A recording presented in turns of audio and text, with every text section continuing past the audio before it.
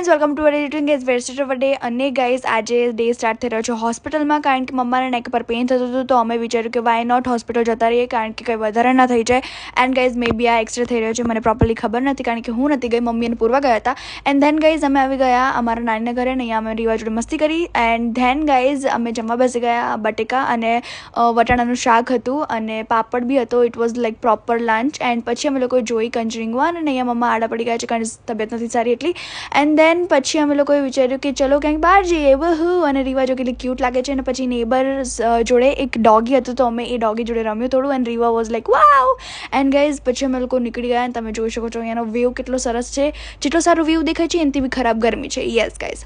And then અમે લોકો આવી ગયા રબારી કોલોની ચાટ અને એવું બધું ખાવા માટે. મેં ચાટ ખાધી, આલુ ચાટ. પૂર્વાએ અને મામીએ પાણીપુરી ખાધી. મેં અને બાએ ઘૂઘરા ખાધા. And yes, this was the dinner. And પછી અમે લોકો આવી ગયા અહીંયા બદામ શેક એન્ડ કોકો પીવા માટે. મેં કોકો પીધી અને બાએ બદામ શેક પીધો વિથ આઈસક્રીમ. એન્ડ રીવાને પીવું હતું સ્ટ્રોબેરી જ્યુસ, પણ મળ્યું નહીં, એટલે બિચારીને અમે કીધું કે લઈને આવીએ છીએ. એન્ડ ધેન ગાઈઝ, અમે ઘરે આવી ગયા અને રીવા અને પૂર્વા મસ્તી કરતા હતા. તો આ હતો મારા દિવસ, મળીને દિવસ નવી શરૂઆત સાથે. ત્યાં સુધી જય અંબે.